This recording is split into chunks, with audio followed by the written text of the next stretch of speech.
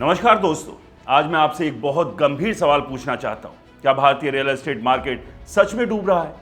क्या बिल्डर्स का माल बिक नहीं रहा?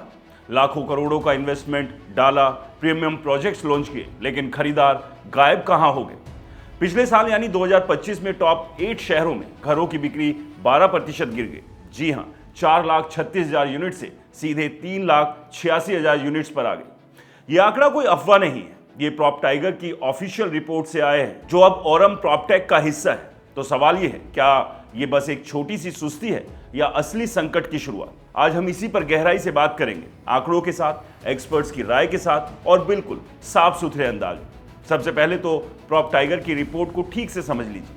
ये रिपोर्ट देश के 8 बड़े शहरों मुंबई एमएमआर, दिल्ली एनसीआर, पुणे, अहमदाबाद, बेंगलुरु, हैदराबाद, चेन्नई और कोलकाता के प्राइमरी रेजिडेंशियल मार्केट की बात कर रही है।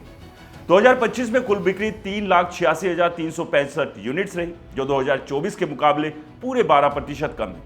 नई सप्लाई भी 6% घटी, 3,61,000 यूनिट्स की लॉन्च हुई, जो 2021 के बाद सबसे कम है।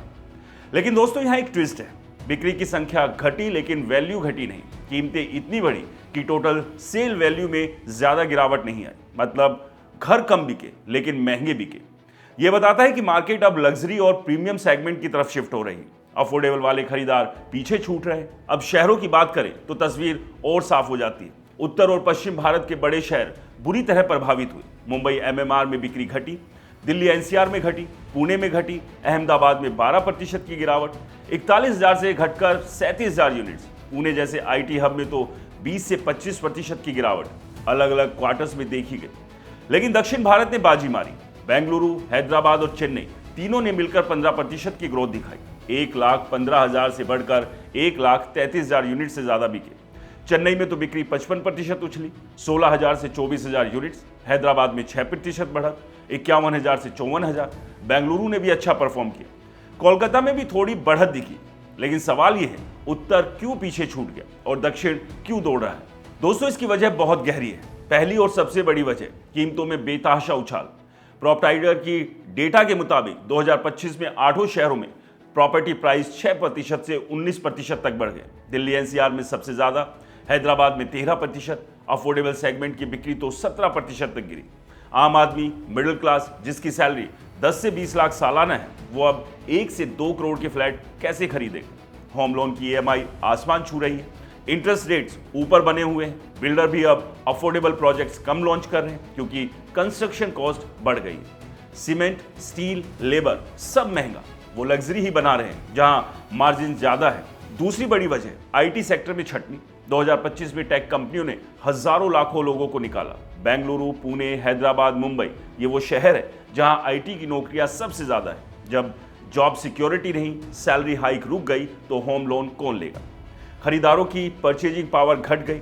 एनरोक जैसी दूसरी कंसल्टेंसी ने भी यही कहा। 2025 में टॉप 7 शहरों में 14% गिरावट का एक बड़ा कारण आईटी लेऑफ्स है। ग्लोबल लेवल पर भी tariff war, geopolitical tension, America चीन ट्रेड वॉर, मिडल ईस्ट का तनाव, इन सब ने इन्वेस्टर्स को सतर्क बना दिया। लोग कैश होल्ड कर रहे हैं, बड़ा इन्वेस्टमेंट टाल रहे हैं। लेकिन दोस्तों, दक्षिण भारत ने ये झटके क्यों बेहतर झेले? क्योंकि वहां डिमांड अभी भी स्ट्रांग है। बेंगलुरु और हैदराबाद तो ग्लोबल आईटी हब है। छटनी हुई, लेकिन नए स्टार्टअप, जीसीसीएस ग्लोबल कैपेबिलिटी सेंटर्स खुल रहे हैं। चेन्नई में मैन्युफैक्चरिंग, ऑटोमोबाइल सेक्टर बूम पर है। बेहतर इंफ्रास्ट्रक्चर, मेट्रो, एयरपोर्ट एक्सपेंशन और रिलेटिवली अफोर्डेबल प्राइसेस ने खरीदारों को आकर्षित किया। बिल्डर ने वहां अनुशासित सप्लाई रखी और ओवर सप्लाई नहीं की। नतीजा, कीमतें स्थिर रही, बिक्री बढ़ी। अब एक्सपर्ट्स क्या कहते हैं? औरम प्रॉपटेक के एग्जीक्यूटिव डायरेक्टर ओंकार एस ने बहुत साफ कहा, 2025 में मांग में गिरावट का साल नहीं बल्कि पुनः संयोजन का साल था। खरीदार सक्रिय रहे लेकिन ज्यादा सोच समझकर फैसला लिया। डेवलपर्स ने सप्लाई को डिसिप्लिन तरीके से मैनेज किया। इसी वजह से कम बिक्री के बावजूद कीमतें स्थिर रही। एनरॉक के एक्सपर्ट्स ने भी कहा कि ये क्रैश नहीं बल्कि नॉर्मलाइजेशन है। 2 साल की बूम के बाद मार्केट रियलिटी के धरातल पर आ रहा है। नाइट फ्रैंक और कॉलियर्स जैसे ग्लोबल फर्म्स भी मान रहे हैं कि प्रीमियम और लग्जरी सेगमेंट में डिमांड बनी रहेगी, लेकिन अफोर्डेबल हाउसिंग की कमी 2030 तक 3 गुना हो सकती है। तो क्या आगे क्या 2026 में क्या होगा? एक्सपर्ट्स का मानना है कि अगर इंटरेस्ट रेट्स थोड़ा कम हुए, जॉब मार्केट स्टेबल हुआ तो रिकवरी आ सकती है, लेकिन अगर कीमतें और बढ़ी, छटनी जारी रही तो मिडिल क्लास और दूर हो जाएगा। गवर्नमेंट से ज़्यादा उम्मीद है कि अफोर्डेबल हाउसिंग को बूस्ट दे, रेरा को और सख्त करे, दक्षिण भारत शायद फिर लीड करे, लेकिन उत्तर को इंफ्रा और जॉब क्रिएशन पर फोकस करना होगा।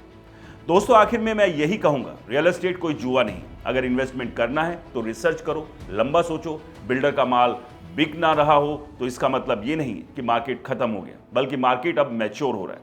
आम आदमी का घर का सपना टूटना नहीं चाहिए, लेकिन हकीकत यह है कि अभी वो सपना महंगा हो गया। आप क्या सोचते हैं, हमें कमेंट्स में बताइए। अगर ये वीडियो पसंद आया हो तो इसे लाइक करें, शेयर करें और हमारे चैनल को सब्सक्राइब करना बिल्कुल ना भूलें। नमस्कार।